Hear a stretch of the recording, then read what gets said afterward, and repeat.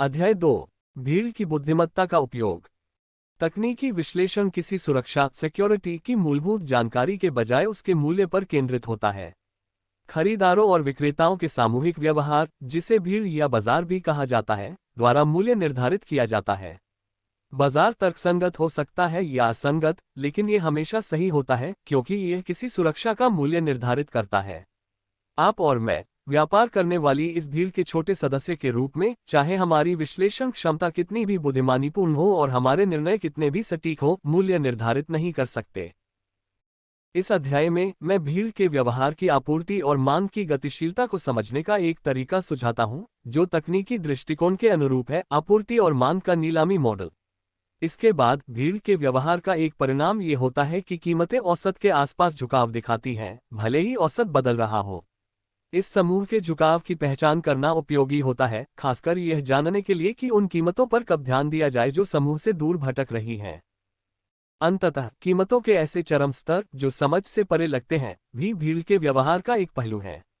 आपको ये स्वीकार करना होगा कि कीमतें न केवल एक सीधी रेखा में चलने से इनकार करती हैं, बल्कि अत्यधिक बदलाव दिखाती हैं, जो आपकी दृष्टि के सामान्य मानकों से बहुत दूर हो सकते हैं।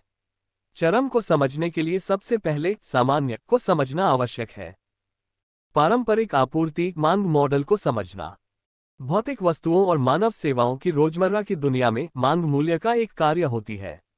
यदि आइसक्रीम की कीमत $5 से घटकर 50 सेंट हो जाए, तो आप अधिक आइसक्रीम खरीदेंगे, लेकिन कोई भी कीमत आपको हर सप्ताह आइसक्रीम के गैलन और गैलन खरीदने के लिए प्रेरित नहीं कर सकती। लोग तब अधिक खरीदते हैं जब कीमत गिरती है, लेकिन इसकी एक सीमा होती है। यही बात कीमत बढ़ने पर भी लागू होती है। यदि आपका नाई अपनी कीमत $20 से बढ़ाकर $120 कर दे, तो आप कम बार अपॉइंटमेंट लेंगे। किसी मूल्य जैसे $250 पर यदि सभी के लिए यही मूल्य हो, तो आप सेवाएं लेना पूरी तरह बंद कर देंगे। किसी भी समय आपूर्ति तुलनात्मक रूप से स्थिर होती है, लेकिन निर्माता और सेवा प्रदाता मूल्य के प्रति तेजी से प्रतिक्रिया करते हैं। बढ़ती कीमतें आपूर्तिकर्ताओं को अधिक उत्पाद बनाने या अधिक सेवाएं देने के लिए प्रेरित करती हैं। जब एक हेयरकट की कीमत $250 हो जाती है, तो सेवानिवृत्त नाई भी काम पर लौट आते हैं। नई आपूर्ति, चाहे वह आइसक्रीम हो या नाई की सेवाएं, कीमत को फिर से नीचे की ओर ले आती है, भले ही थोड़ा ही सही। इसका उल्टा भी सही है। गिरती कीमतें निर्माताओं और सेवा प्रदाताओं को या तो व्यवसाय से बाहर कर देती है या उन्हें ऐसे व्यवसायों में ले जाती हैं जहां मांग नहीं गिर रही हो। कीमतों का ये निरंतर उतार चढ़ाव, जब आपूर्ति और मांग एक दूसरे के साथ समायोजित होती है, मूल्य खोज प्राइस डिस्कवरी कहलाता है। वह मूल्य बिंदु जहां आपूर्ति और मांग मिलती है। यह एक निरंतर बदलती हुई संख्या है। मूल्य खोज गतिशील होती है, जिसका अर्थ है कि यह लगातार नए हालातों के अनुसार समायोजित होती रहती है। सुरक्षाओं सिक्योरिटीज की कीमतें भी अन्य वस्तुओं की तरह ही आपूर्ति और मांग के अनुसार प्रतिक्रिया करती हैं। जब एक उपकरण कंपनी ने हैंडहेल्ड ड्रिल में लिथियम बैटरी का उपयोग शुरू किया, जिसने ड्रिल व्यवसाय में क्रांति ला दी, तो एक अन्य कंपनी ने जल्दी से उसे अधिग्रहित कर लिया और उस कंपनी की कीमत अगले वर्ष लगभग 3 गुना हो गई। स्टॉक की मांग ने उत्पाद की मांग का अनुकरण किया। किसी भी समय सुरक्षा व्यापारी इस मूल्य सीमा के बारे में एक अच्छा अंदाजा लगा सकते हैं, जिसमें किसी सुरक्षा का व्यापार होना चाहिए, बशर्ते लिथियम बैटरी जैसे किसी नए कारक का अभाव हो। दूसरे शब्दों में, वे कई कारकों के आधार पर स्टॉक की मांग का अनुमान लगा सकते हैं, जिनमें व्यापक सूचकांकों का व्यवहार, आर्थिक विकास या मंदी आदि शामिल हैं। और क्योंकि मनुष्यों को रेखाएं खींचना बहुत पसंद है, व्यापारी मूल्य चार्ट पर सामान्य अप्रत्याशित व्यापारिक सीमा को रेखाओं के माध्यम से परिभाषित करते हैं। शुरुआत में ये रेखाएं सीधी होती हैं। मैं अध्याय 12 में अधिक गतिशील गैर सीधी रेखाओं पर चर्चा करता हूं। इस प्रकार समर्थन और प्रतिरोध का जन्म हुआ। समर्थन सपोर्ट को सुरक्षा की कीमत की उस निचली सीमा के रूप में वर्णित किया जा सकता है, जहां इस सुरक्षा में व्यापार करने वाले लोग मानते हैं कि इसकी मांग फिर से उभर आएगी। यदि लोग कई बार $10 पर सुरक्षा खरीदने को तैयार थे, तो उन्हें $10 पर इसे फिर से खरीदने के लिए तैयार होना चाहिए। $10 पर स्टॉक सस्ता माना जाता है। इसी तरह व्यापारी यह भी देख सकते हैं कि पहले सुरक्षा के धारक $18 पर इसे बेचने वाले थे। सबसे ऊंचे मूल्य प्रतिरोध रेजिस्टेंस बनाते हैं, जिसका अर्थ है कि मांग उस उच्च मूल्य पर कम हो जाती है क्योंकि व्यापारी इतनी ऊंची कीमत चुकाने का विरोध करते हैं और मौजूदा धारक लाभ लेने के लिए बेचते हैं, जिससे कीमत फिर से घट जाती है। फिर मान ले कि कोई क्रांतिकारी खोज नहीं होती या इसके विपरीत उत्पाद की विफलता या प्रबंधन घोटाला होता है, तो मैं चार्ट पर $8 का व्यापारिक दायरा खींच सकता हूं। तुरंत ही चार्ट पर रेखाओं की एक जोड़ी व्यापारिक निर्णय के लिए मार्गदर्शन प्रदान कर रही है। चित्र 2-1 में देखें कि उच्चतम स्तरों पर प्रतिरोध से टकराने और थोड़ा पार करने के बाद कीमत कैसे वापस गिरती है। इसी तरह जब कीमत समर्थन से नीचे गिरती है तो व्यापारी इसे सस्ता मानते हैं और अधिक मांग पैदा करते हैं, जिससे कीमत फिर से व्यापारिक दायरे में लौट आती है। चित्र 2-2 नीचे की ओर झुकी हुई मूल्य सीमा दिखाता है, जिसमें समर्थन और प्रतिरोध रेखाएं हैं। यह इंगित करता है कि व्यापारी समर्थन पर खरीदारी करेंगे लेकिन कम ऊंचाई के पास विश्वास खो देंगे। सुरक्षा धीरे धीरे अप्रसिद्ध हो रही है। जब कीमत प्रतिरोध तक पहुंचती है तो विक्रेता बाहर निकल जाते हैं। समर्थन और प्रतिरोध पृष्ठ पर कठोर रेखाओं के रूप में दिख सकते हैं, लेकिन व्यवहार में ये समर्थन और प्रतिरोध क्षेत्रों की तरह अधिक होते हैं। ये रेखाएं वास्तव में केवल अनुमान होते हैं, न कि सख्त सीमाएं। इन्हें अक्सर थोड़ा बहुत तोड़ दिया जाता है, फिर भी यह समर्थन और प्रतिरोध की अवधारणा को अमान्य नहीं करता। समर्थन और प्रतिरोध के बारे में अधिक जानकारी के लिए अध्याय 10 देखें। ईबे मॉडल, आपूर्ति और मांग का मॉडल।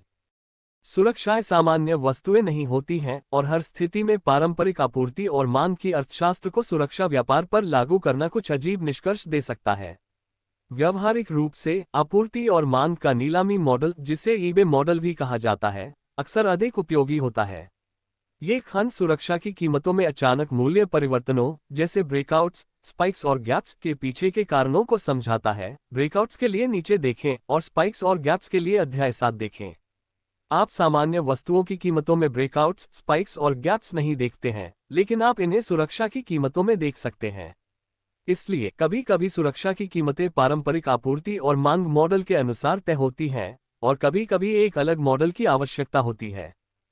सुरक्षाएं मोजे नहीं हैं। मांग का प्रभाव। सुरक्षाएं कार, ब्रेड और मोजे से अलग होती हैं। आप किसी सुरक्षा को इसे रखने या उपयोग करने के आनंद के लिए नहीं खरीदते हैं। आप इसे चला नहीं सकते, खा नहीं सकते, पहन नहीं सकते या इससे अपने पड़ोसियों को प्रभावित नहीं कर सकते। लाभांश, डिविडेंड या कूपन भुगतान प्राप्त करने के अलावा सुरक्षा खरीदने का एकमात्र कारण इसे फिर से बेचना होता है, और वह भी अधिमानतः उस कीमत से अधिक पर जिस पर आपने इसे खरीदा हो। यदि आप एक व्यापारी नहीं हैं, तो आप शायद ही कभी किसी चीज को ये सोचकर खरीदते हैं कि इसे फिर से बेचना है, लेकिन सुरक्षा के साथ यही होता है। नीलामी में मांग का मनोवैज्ञानिक प्रभाव। नीलामी में जो आपकी रुचि को बढ़ाता है वह ये है कि कोई और भी उस वस्तु को खरीदना चाहता है। दृश्यमान मांग अधिक मांग को जन्म देती है। नीलामी की अर्थशास्त्र पारंपरिक अर्थशास्त्र से विपरीत होती है, जो सिखाती है कि मांग तब घटती है जब मूल्य बढ़ता है। कीमत बढ़ने पर मांग बढ़ना। नीलामी की स्थिति में जैसे जैसे कीमत बढ़ती है, मांग भी बढ़ती है, और कभी कभी यह हास्यास्पद स्तर तक पहुंच जाती है। वास्तविक दुनिया में वस्तु दुर्लभ हो सकती है या नहीं, इससे कोई फर्क नहीं पड़ता। नीलामी मूल्य निर्धारण प्रक्रिया में गति होती है, इसीलिए नीलामकर्ता इतनी तेजी से बोलते हैं। गति के बारे में और जानकारी के लिए अध्याय 13 देखें। नीलामी की कीमतें तेजी से बदलती हैं, जबकि कार, ब्रेड और मोजे की कीमतें हर कुछ मिनटों में नहीं बदलती। मूल्य निर्धारण प्रक्रिया की तेज गति खरीदारों पर प्रभाव डालती है, जिससे उत्साह और बेचैनी पैदा होती है। यह उत्साह मस्तिष्क और अन्य रसायनों जैसे डोपामाइन और एड्रेनालिन को उत्तेजित करता है, जो वास्तव में अधिक भावना और कम तर्क को बढ़ावा देते हैं। मांग बढ़ती है क्योंकि नीलामी में वस्तु अधिक मूल्यवान दिखने लगती है। यदि आप ईबे पर जाते हैं तो आपने देखा होगा कि जैसे जैसे कीमत बढ़ती है, वस्तु के प्रति मांग भी बढ़ती है। यदि आपने कभी ईबे से कुछ खरीदा है तो संभवतः आपने किसी वस्तु के लिए अधिक भुगतान किया होगा जितना आपको करना चाहिए था। हर बार जब कोई और आपकी बोली को पार करता है तो आप उस वस्तु को और भी अधिक चाहते हैं और उसे पाने का दृढ़ निश्चय कर लेते हैं। वस्तु का आंतरिक मूल्य, इंट्रिंसिक वैल्यू, मायने नहीं रखता। हो सकता है कि आपके पास भी कोई ऐसी वस्तु हो जिसे आपने नीलामी में खरीदा हो और अब उस पर शर्मिंदा हो। मेरे पास भी ऐसी वस्तुएं हैं। नीलामी की तात्कालिकता अमीदेसी कीमतों को विकृत करती है, कभी कभी हास्यास्पद स्तर तक। बाद में जब आपूर्तिकर्ता उच्च कीमतें देखते हैं तो वे वस्तु को ढूंढने या उत्पादन करने में सक्षम हो सकते हैं, लेकिन तब तक उस विशेष नीलामी का मांग गतिशीलता खत्म हो चुका होता है। भावना को नियंत्रित करना। जब बाजार की कीमतें एक सामान्य दायरे में धीरे धीरे चलती हैं, तो भावनाओं को नियंत्रित करना आसान होता है।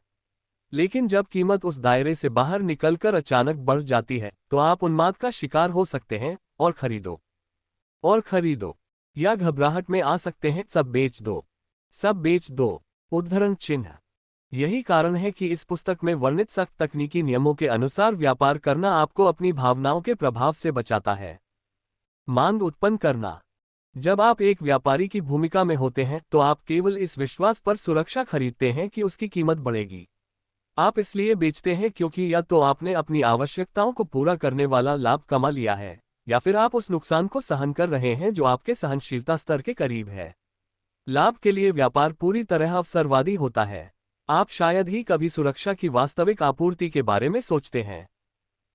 तकनीकी रूप से किसी भी सुरक्षा की आपूर्ति बकाया शेयरों, आउटस्टैंडिंग शेयर्स की संख्या और इसी प्रकार की चीजों तक सीमित होती है, लेकिन व्यावहारिक उद्देश्यों के लिए इसे अनंत माना जा सकता है। उदाहरण के लिए 2010 के दशक में एक समय ऐसा था जब दुनिया में तेल की मात्रा, तेल वायदा अनुबंधों, ऑयल फ्यूचर्स कॉन्ट्रैक्ट्स में निहित तेल की मात्रा से कम थी। और अपनी स्थिति पर विचार करें। एक मूल्य ऐसा है जिस पर आप वह शेयर बेचने के लिए तैयार हो जाएंगे जिसे आपने $10 में खरीदा था। यह मूल्य $20 हो सकता है, या $200 या $10,000, लेकिन यकीन माने कोई न कोई कीमत आपको उसे बेचने के लिए मजबूर कर देगी, और वह समय अभी है। तकनीकी ट्रेडिंग में मांग और आपूर्ति का विश्लेषण। तकनीकी ट्रेडिंग में किसी सुरक्षा की मांग को बढ़ती कीमतों के साथ बढ़ते हुए देखें, घटते हुए नहीं। इसी तरह सुरक्षा की आपूर्ति बढ़ती कीमतों पर सूखने लगती है, कम से कम अल्पकालिक रूप में। बाद में जब कोई दीर्घकालिक निवेशक ये देखता है कि कीमत कितनी बढ़ गई है, तो वह हैरान होकर अपने ब्रोकर्स को बेचने के लिए कह सकता है, जिससे और अधिक आपूर्ति बाजार में आ जाती है। भीड़ के व्यवहार को पहचानना। तकनीकी विश्लेषण का उद्देश्य भीड़ के व्यवहार, क्राउड बिहेवियर को पहचानना है, जिसे बैंडवैगन इफेक्ट भी कहते हैं। इसका उद्देश्य भीड़ के साथ जुड़ना और उसके गति, प्रभाव, मोमेंटम का लाभ उठाना है। बैंडवैगन इफेक्ट का एक उपसमूह मोमेंटम इन्वेस्टिंग कहलाता है, जिसके बारे में अध्याय 13 में चर्चा की गई है। भीड़ के व्यवहार को हर्ड इफेक्ट भी कहा जाता है। हालांकि ये शब्द थोड़ा अपमानजनक लग सकता है, क्योंकि एक झुंड तभी भगदड़ मचाता है जब उसका नेता लंबी घास में किसी शेर को देखता है और चेतावनी का संकेत देता है। दूसरे शब्दों में, झुंड का हिस्सा होना हमेशा बुरा नहीं होता। बैंडवैगन कैसे काम करता है? जब कोई नई खबर आती है, तो ट्रेडर्स उस खबर को सकारात्मक रूप में देखते हैं और सुरक्षा के लिए बोली बढ़ाते हैं। इससे विक्रेताओं को अपनी कीमतें बढ़ाने का मौका मिलता है। जब आप देखते हैं कि कीमत बढ़ रही है, तो आप भी भीड़ में शामिल हो जाते हैं। अब कीमत ऊपर की प्रतिरोध सीमा, रेजिस्टेंस लाइन को पार कर चुकी है, और वह भी बड़े अंतर से। यह स्थिति उस घोड़े के समान होती है जो नियंत्रण से बाहर हो। यह एक प्रकार की मेनियक होती है। इस अवस्था में लोग लापरवाह और असंगत हो जाते हैं। मेनिया और पैनिक। मेनिया ये वह स्थिति है जब ट्रेडर्स किसी सुरक्षा को उसकी आंतरिक मूल्य, इंट्रिंसिक वैल्यू की परवाह किए बिना खरीदते हैं। यहां तक कि वे ये भी नहीं सोचते कि वे इसे बाद में अधिक कीमत पर बेच पाएंगे या नहीं। उनका डर होता है कि वे किसी अच्छे अवसर से चूक सकते हैं। वे पल में फंसे होते हैं और अस्थायी रूप से असंगत हो जाते हैं। पैनिक। इसके विपरीत, पैनिक में लोग किसी चीज को जितनी जल्दी हो सके बेचने की कोशिश करते हैं और पैसे वापस पाने के लिए कम से कम कीमत स्वीकार करने को तैयार हो जाते हैं। ये तब होता है जब बबल फूटता है। इसके बाद लोग अत्यधिक सतर्क हो जाते हैं। आर्थिक इतिहास में मेनिया और पैनिक। आर्थिक इतिहास में मेनिया या पैनिक केवल कुछ बार एक सदी में आते हैं, लेकिन प्रतिभूति बाजारों में ये कहीं अधिक बार होते हैं, हालांकि छोटे रूप में। मिनी मेनिया और मिनी पैनिक नियमित रूप से होते रहते हैं। हालांकि तकनीकी ट्रेडिंग में इन शब्दों का उपयोग नहीं किया जाता, लेकिन भावनात्मक चरम और मूल्य प्रभाव बड़े पैमाने पर मेनिया और पैनिक की तरह ही होते हैं। सामान्य मूल्य व्यवहार। आगे के हिस्सों में पारंपरिक आपूर्ति मांग गतिकी का पालन करने वाले सामान्य मूल्य व्यवहार की चर्चा की गई है। जब कीमतें सामान्य रूप से चलती हैं, तो आप समर्थन और प्रतिरोध, सपोर्ट एंड रेजिस्टेंस की पहचान कर सकते हैं और औसत से हल्की विचलन, एक्सकर्शन को नोट कर सकते हैं। एक ऐसी कीमत जो शांति से चल रही हो, वह तर्कसंगत खिलाड़ियों द्वारा संचालित लगती है। लेकिन कभी कभी एक सामान्य मूल्य श्रृंखला अचानक चार्ट पर असामान्य दिखने वाली मूल्य घटनाओं की हलचल में बदल जाती है। मूल्य कुछ दिनों के लिए समर्थन स्तर तोड़ देता है लेकिन फिर से अपने समर्थन प्रतिरोध चैनल में लौट आता है और अचानक प्रतिरोध स्तर तोड़ने के लिए ऊपर उठ जाता है। शायद यह अचानक प्रकट हुई वह तर्कहीन नीलामी मूल्य निर्धारण प्रणाली है। इस अध्याय में आगे मैं आपको उन मूल्य परिवर्तनों से निपटने के कुछ तरीके बताऊंगा। सामान्य को परिभाषित करना। ट्रेडिंग में किसी विशेष सुरक्षा के लिए व्यापार करने वाली भीड़ दैनिक उच्च निम्न व्यापारिक सीमा पर मजबूती से पकड़ रखती है और उस सामान्य सीमा से परे किसी भी बड़े मूल्य आंदोलन को तुरंत पहचान सकती है। मैं अध्याय 6 में उच्च और निम्न स्तर के बारे में चर्चा करता हूं और अध्याय 7 में औसत सीमा के बारे में। चार्ट के बाहरी किनारों समर्थन और प्रतिरोध की ओर देखने के बजाय ट्रेडिंग के एक विचारधारा का मानना है कि समर्थन या प्रतिरोध का एक मामूली टूटना नई परिस्थितियों को दर्शाने वाला एक सामान्य मूल्य समायोजन है और इसके लिए घबराने की कोई आवश्यकता नहीं है। इसके बजाय व्यापारिक सीमा के केंद्र मानक या औसत पर ध्यान दें जिससे व्यापार के लिए मार्गदर्शन प्राप्त हो सके। ये खंड सामान्य को पहचानने के तरीके का वर्णन करता है और एक व्यापारिक तकनीक की रूपरेखा प्रस्तुत करता है जिसका उपयोग कुछ व्यापारी करते हैं।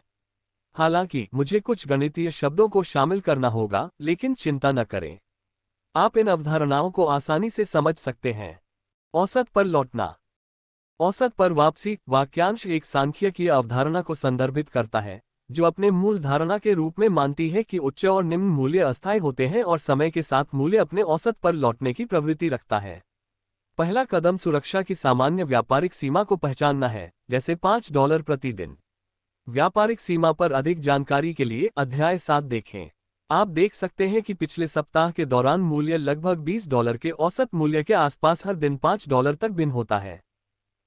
इसलिए यदि वर्तमान मूल्य $17.50 है तो यह औसत मूल्य से आधी सामान्य व्यापारिक सीमा नीचे है और यह एक खरीदारी का अवसर है। यदि मूल्य $22.50 है तो यह औसत से आधी व्यापारिक सीमा ऊपर है और यह एक बिक्री का अवसर है। यदि मूल्य सामान्य रूप से वितरित है तो आप $17.50 पर खरीद सकते हैं और $22.50 पर बेच सकते हैं और $5 का लाभ कमा सकते हैं। दूसरे शब्दों में, औसत मूल्य से विचलन की अपेक्षा की जाती है कि वह औसत पर लौट आए। विचलन की अवधारणा और इसका सहभावी मानक विचलन उतनी कठिन नहीं है जितनी यह सुनाई देती है। सामान्य वितरण और सामान्य वितरण से विचलन के विचार पर चर्चा करते समय पाठ्यपुस्तकें कमरे में लोगों की ऊंचाई का उदाहरण देती हैं। औसत ऊंचाई मान लें 5 फीट 8 इंच है, जिसमें कुछ छोटे लोग बाईं ओर 4 फीट 10 इंच पर वितरित हैं और कुछ लंबे लोग दाईं ओर 6 फीट 4 इंच पर वितरित हैं। अधिकांश लोगों की ऊंचाई लगभग 67% औसत के पास होती है। केंद्र पर ध्यान केंद्रित करना। बहुत छोटे और बहुत लंबे मामलों को टेल्स कहा जाता है क्योंकि वे औसत के पास नहीं बल्कि किनारों पर होते हैं। इस उदाहरण में औसत ऊंचाई 5 फीट 8 इंच है जो औसत है और सामान्य सीमा 4 फीट 10 इंच से 6 फीट 4 इंच है। इस भीड़ में आप तुरंत किसी को 3 फीट 2 इंच या 7 फीट 10 इंच का पहचान सकते हैं। औसत के आसपास केंद्रित मूल्य सामान्य माने जाते हैं और उस दिन के लिए बाजार की मोटे तौर पर संतुलित मूल्य सहमति को प्रदर्शित करते हैं जहां आपूर्ति और मांग संतुलन में होती है। औसत मूल्य से अधिक दूर स्थित मूल्य केवल एक इकाई से ऊपर या नीचे विचलित होते हैं। इस इकाई को मानक विचलन कहा जाता है। वास्तव में मानक विचलन के बारे में आपको बस इतना ही जानने की जरूरत है। यह एक माप की इकाई है जो ये बताती है कि पिछले औसत के मुकाबले नए उच्च या निम्न मूल्य कितने दूर गिर सकते हैं। अगर आपका औसत मूल्य $20 है और यह अपने औसत दैनिक व्यापारिक सीमा से परे $5 तक गिर गया है, तो इसका मतलब है कि कुछ ऐसा हुआ जिससे व्यापारियों ने इसे बेचना शुरू कर दिया और आपने टेल रिस्क का अनुभव किया। अगर आपकी सुरक्षा अक्सर मानक विचलन से परे चरम मूल्य देती है तो इसे फैट टेल्स कहा जाता है। जब कीमत $50 तक बढ़ती है और आपको बड़ा लाभ होता है तब भी इसे टेल रिस्क कहा जाता है। जोखिम एक दो तरफा सिक्के की तरह होता है। सामान्य वितरण और ट्रेडिंग। एक मानक विचलन क्षेत्र सम्मित होता है। जब आप सामान्य वितरण की अवधारणा का उपयोग करते हैं तो आप मानते हैं कि औसत के दोनों तरफ समान संख्या में मूल्य गिरेंगे। हालांकि ये धारणा हमेशा सही नहीं होती।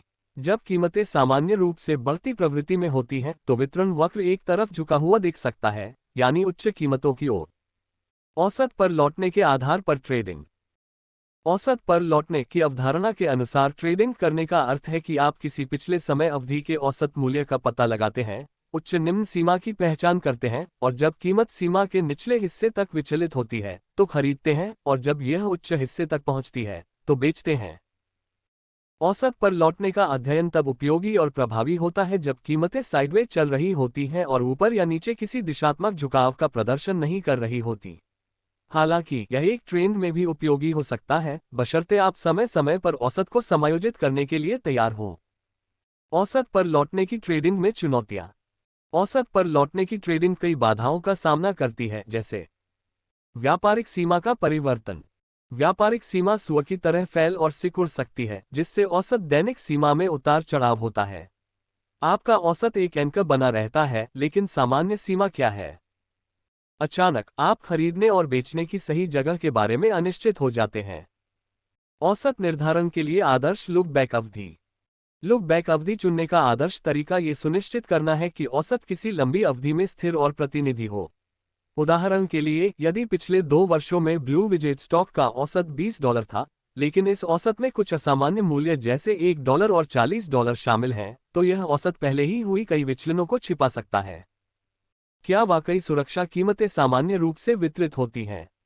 सांख्यिकीविदों का कहना है कि सुरक्षा कीमतें वास्तव में सामान्य रूप से वितरित नहीं होती, वे केवल कभी कभी सामान्य दिखती हैं। तकनीकी विश्लेषण में आपका प्राथमिक लक्ष्य ये निर्धारित करना है कि आपकी सुरक्षा कीमत में कोई प्रवृत्ति है या नहीं।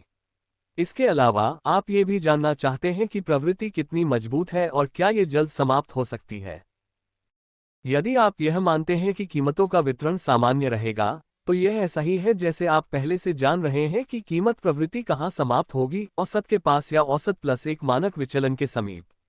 यदि कीमत उस सीमा से ऊपर चली जाती है जो एक मानक विचलन निर्धारित करता है, तो औसत वापसी ट्रेडिंग तकनीक में निहित नियम आपको बेचने के लिए कहेगा, संभवतः तब जब एक बड़ी रैली शुरू हो रही हो।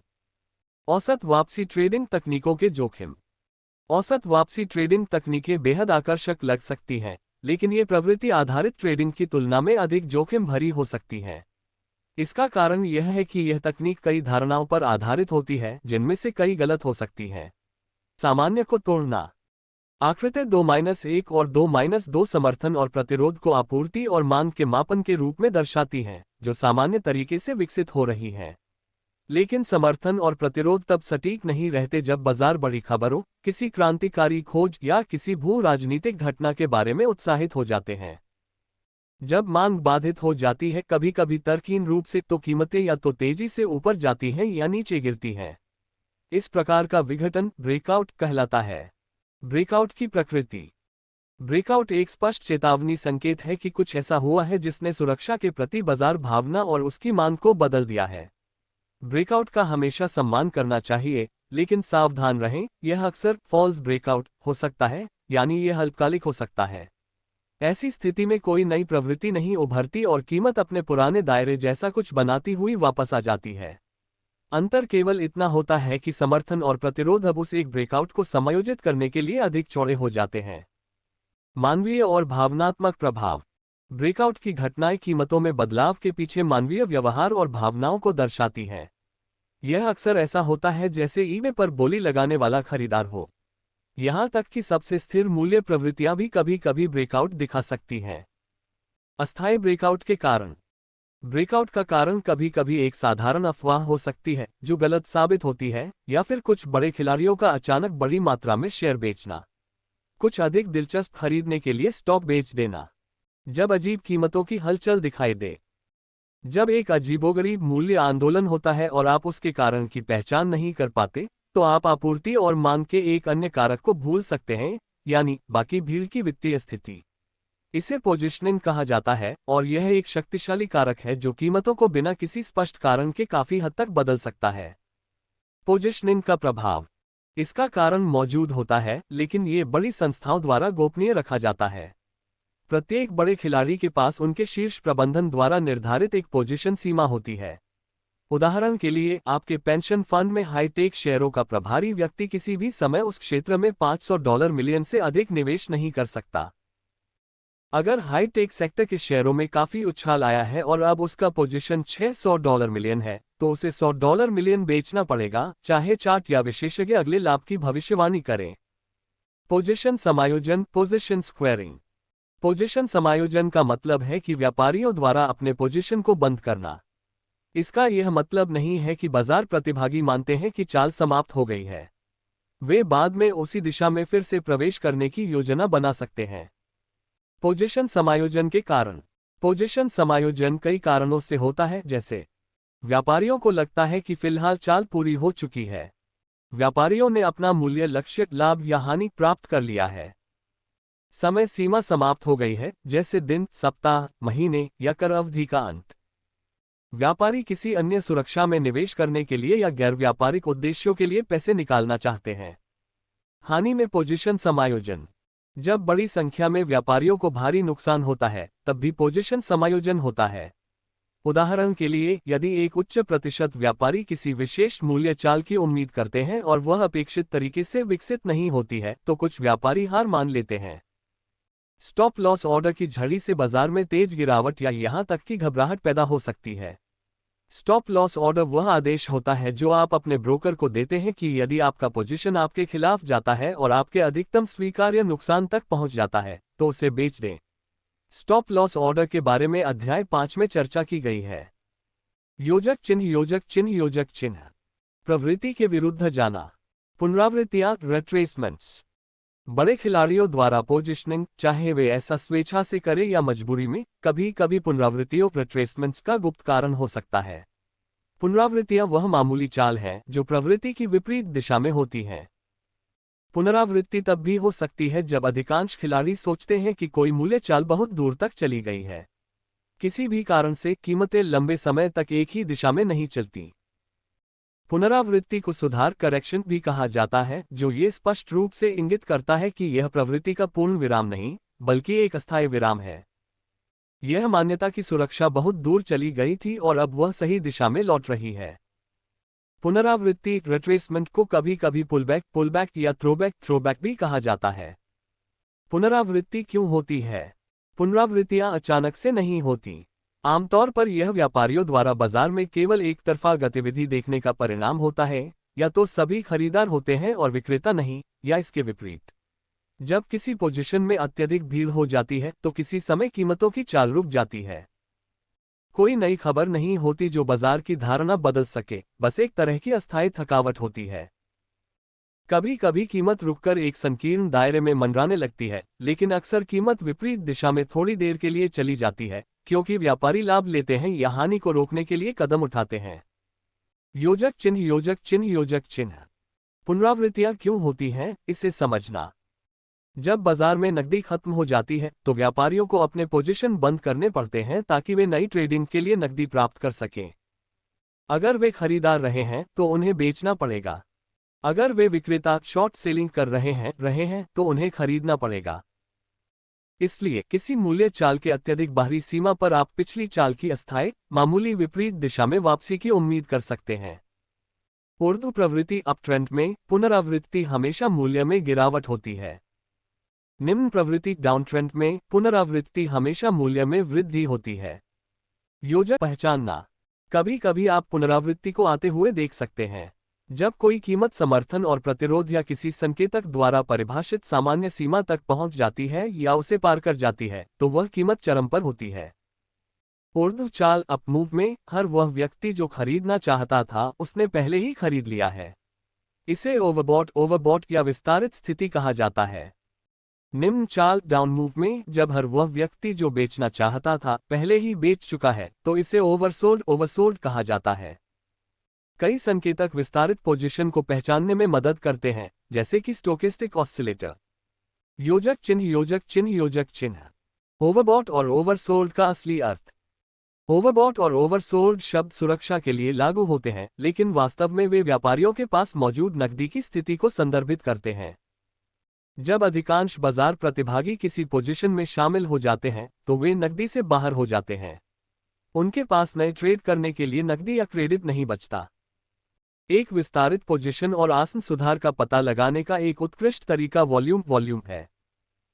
जब अधिक व्यापारी किसी पोजीशन में शामिल होते हैं, वॉल्यूम बढ़ता है लेकिन कीमत में मुश्किल से कोई वृद्धि होती है, तो इसका मतलब है कि चाल समाप्त हो रही है। बातों का उपयोग करके पुनरावृत्तियों का आकलन। पुनरावृत्तियां नियंत्रण से बाहर हो सकती हैं और खुद को प्रवृत्ति उलट ट्रेंड रिवर्सल में बदल सकती हैं। जब पुनरावृत्ति शुरू होती है तो आपको यकीन नहीं होता कि यह केवल एक पुनरावृत्ति है। यह भी संभव है कि यह एक पूर्ण उल्टाव हो जिसमें कीमत पूरी तरह से दिशा बदल रही हो। दिशाओं में परिवर्तन। बुनियादी बातों की जांच करना। ऐसी स्थिति में जहां पुनरावृत्ति रिट्रेसमेंट हो रही हो और आप सुनिश्चित न हो कि यह प्रवृत्ति ट्रेंड की अस्थायी वापसी है या पूर्ण उल्टाव रिवर्सल, बुनियादी तथ्यों की जांच करना आवश्यक है। इसमें उस सुरक्षा से संबंधित समाचार और घटनाओं का विश्लेषण करना शामिल है। यदि सामान्य पोजीशन स्क्वेयरिंग के कारण एक साधारण पुनरावृत्ति हो रही हो तो अचानक से यह उल्टी दिशा में एक व्यापक गिरावट में बदल सकती है यदि नई खबर ऐसी आती है जो उल्टाव का समर्थन करती हो। चित्र 2-3 में एक प्राथमिक प्रवृत्ति प्राइमरी ट्रेंड दिखाई गई है जिसमें कई पुनरावृत्तियां हैं जिन्हें दीर्घवृत्त एलिप्सिस से चिह्नित किया गया है। इस उदाहरण में पुनरावृत्तियां केवल 1 या 2 दिनों तक रहती हैं, लेकिन कभी कभी ये लंबे समय तक जैसे दैनिक चार्ट पर कई हफ्तों तक भी रह सकती हैं। योजक चिन्ह योजक चिन्ह योजक चिन्ह। पुनरावृत्ति और मुनाफा लेना। अक्सर मीडिया ये दावा करता है कि हर पुनरावृत्ति एक मुनाफा लेने प्रॉफिट टेकिंग की प्रक्रिया है। ये धारणा हमेशा सटीक नहीं होती। अगर व्यापारी हर सुधार पर मुनाफा लेते तो सभी अमीर होते। ध्यान दें कि किसी ने ऊंचाई पर खरीदा था। अगर सुधार उसके खिलाफ अधिक चला जाता है तो उसे नुकसान में अपनी स्थिति छोड़नी पड़ती है। इससे ये निष्कर्ष निकलता है कि जब कोई स्थिति आपके खिलाफ जाती है तो उसमें टिके रहने के लिए आपके पास 1. विश्वास का साहस, 2. पूंजी का प्रबंधन होना चाहिए। पुनरावृत्ति के दौरान धन प्रबंधन के बारे में अधिक जानकारी अध्याय 5 में दी गई है। गिरते चाकू को पकड़ना। यह अनुमान लगाना कि पुनरावृत्ति कहां और कब रुकेगी। पुनरावृत्ति कहां और कब रुकेगी, इसका अनुमान लगाने की प्रक्रिया को गिरते चाकू को पकड़ना, कैचिंग अ फॉलिंग नाइफ कहा जाता है। इसका अर्थ है कि कोई विश्वसनीय नियम मौजूद नहीं है जो ये बताए कि प्रवृत्ति सुधार कहां समाप्त होगी, प्राथमिक प्रवृत्ति कब फिर से शुरू होगी, या यहां तक कि यह फिर से शुरू भी होगी या नहीं। संकेतकों और संयोजन संकेतकों इंडिकेटर्स एंड कंबाइंड इंडिकेटर्स का मुख्य उपयोग, जिसका वर्णन अध्याय 16 में किया गया है, इसी प्रक्रिया में मदद करना है। पुनरावृत्ति कहां और कब रुकेगी। मार्गदर्शन और विचार। याद रखें कि संकेतक केवल संकेत देते हैं, वे निर्णय नहीं सुनाते। आपकी पुनरावृत्ति सहनशीलता ये तय करने में महत्वपूर्ण भूमिका निभाती है कि आप किस समय सीमा में व्यापार करना चाहते हैं। यदि कोई सुरक्षा सिक्योरिटी नियमित रूप से 50% तक पुनरावृत्ति करती है और 51% की हानि की संभावना आपको बेचैन कर देती है, तो आपको अलग समय सीमा में व्यापार करना चाहिए या फिर दूसरी सुरक्षा ढूंढनी चाहिए। पुनरावृत्ति का पूर्वानुमान। नियम और सुझाव। ये स्वीकार करना कि कोई भी पुनरावृत्ति का सटीक पूर्वानुमान नहीं लगा सकता, तकनीकी व्यापारियों को पूर्वानुमान नियम बनाने से नहीं रोक पाया है। निम्नलिखित नियम सहायक हो सकते हैं, लेकिन इनके लिए कोई भरोसेमंद आंकड़े उपलब्ध नहीं है, इसलिए इन्हें हल्के में लें। पिछले महत्वपूर्ण उच्च या निम्न स्तर को देखें। उदाहरण, चित्र 2-3 में दूसरी पुनरावृत्ति पहली की सबसे कम निम्नता को चुनौती नहीं देती और तीसरी पुनरावृत्ति दूसरी को चुनौती नहीं देती। समस्या, ये जानना कि कीमत कहां नहीं जाएगी, ये जानने में मदद नहीं करता कि कीमत कहां जाएगी।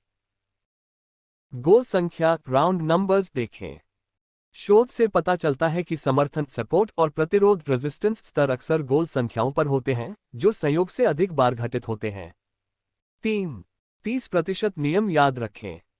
प्रतिशत परिवर्तन मापें और मान लें कि अधिकांश व्यापारी अपने नुकसान को 30% तक सीमित रखने के लिए स्टॉप लगाते हैं।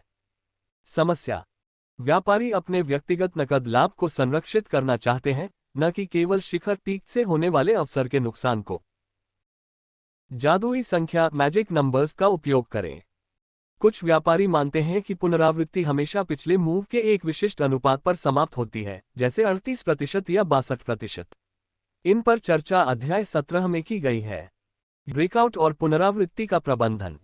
ब्रेकआउट और पुनरावृत्ति दोनों शांत सामान्य प्रवृत्तियों और अधिक अस्थिर मूल्य चालों में होते हैं।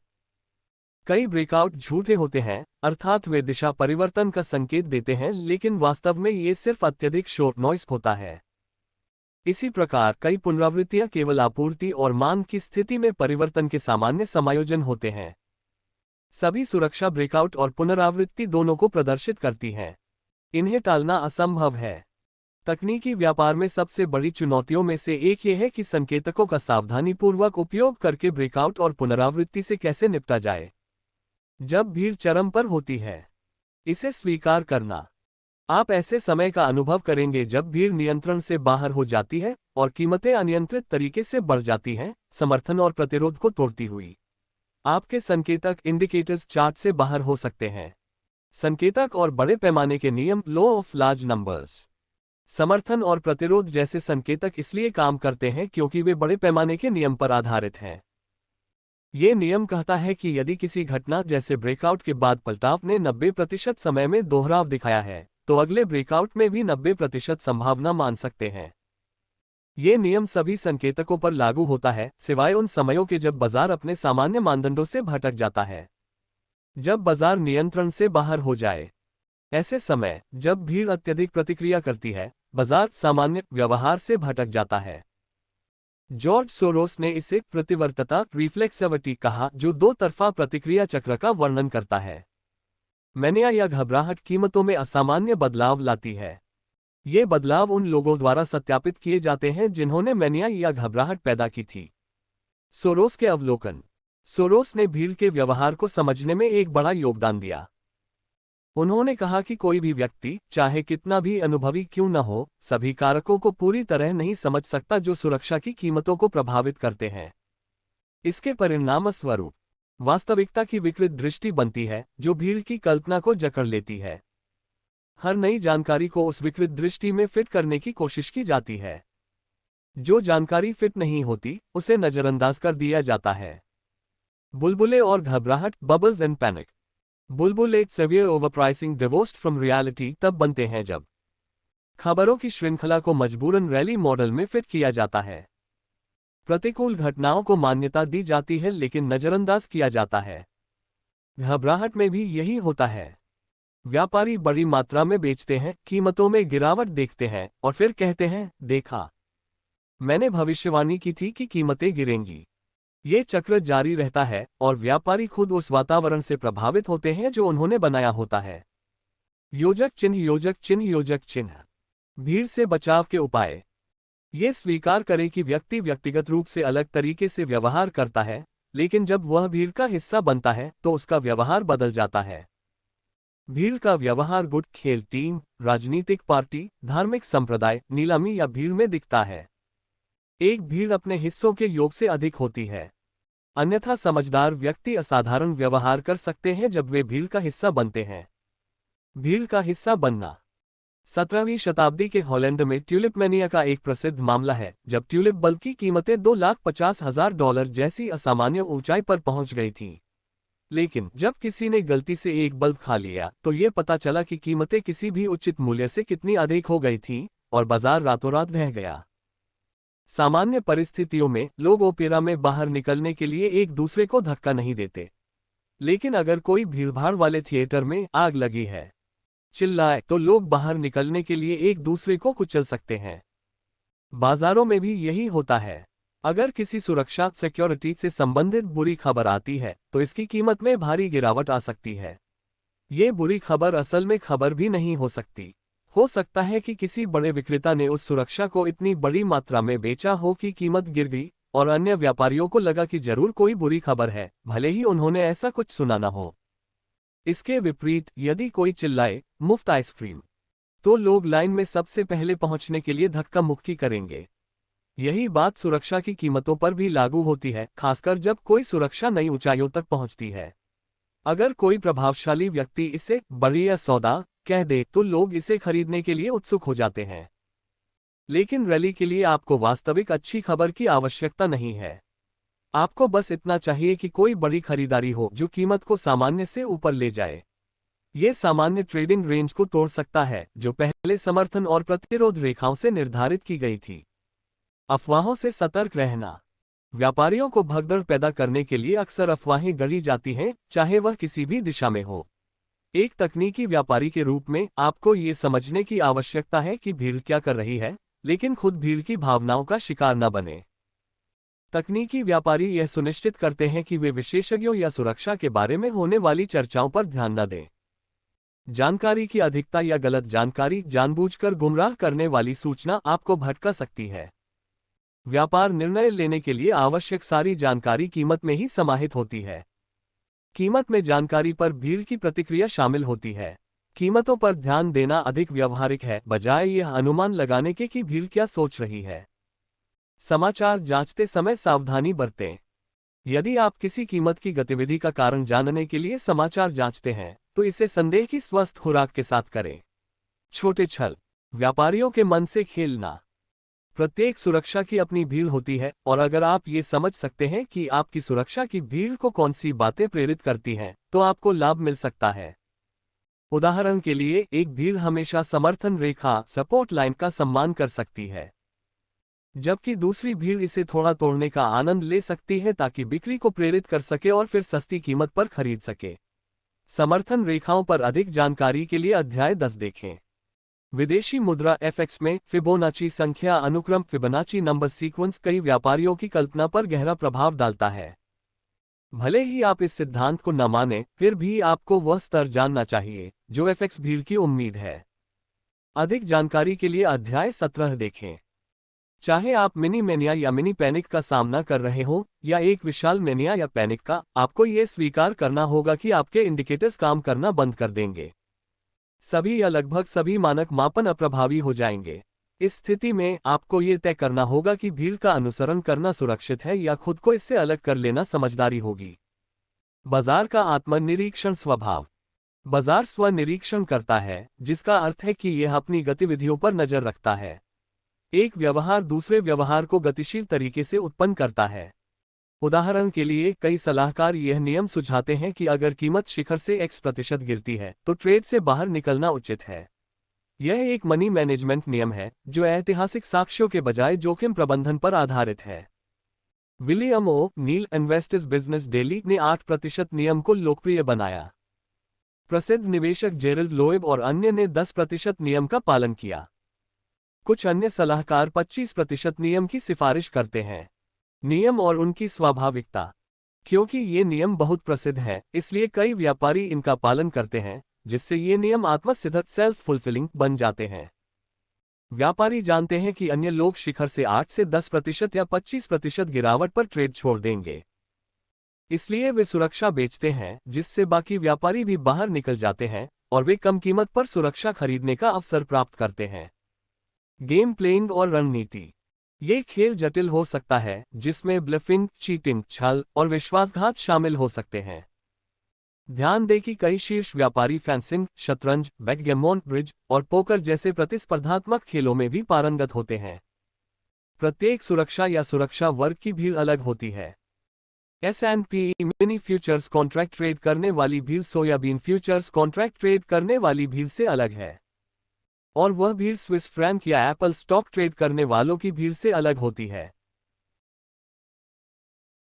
इस अध्याय का ये भाग यहीं समाप्त होता है। हमने इसमें आपको महत्वपूर्ण जानकारी देने का पूरा प्रयास किया है। इस पुस्तक का अगला भाग जल्द ही आपके लिए उपलब्ध होगा। इसमें हम एक नया अध्याय शुरू करेंगे और आपको और भी रोचक और उपयोगी जानकारियां प्रदान करेंगे। इसलिए हमारे साथ जुड़े रहें ताकि आप इस पुस्तक के अगले भाग को मिस न करें। अगर आपको ये जानकारी पसंद आई हो तो कृपया इसे लाइक करें, शेयर करें और हमारे चैनल को सब्सक्राइब करना न भूलें। आपके समर्थन से हमें और बेहतर कंटेंट और इस पुस्तक के अगले हिस्से को तैयार करने की प्रेरणा मिलती है। जल्द ही मिलते हैं अगले भाग में, तब तक पढ़ते रहें और सीखते रहें।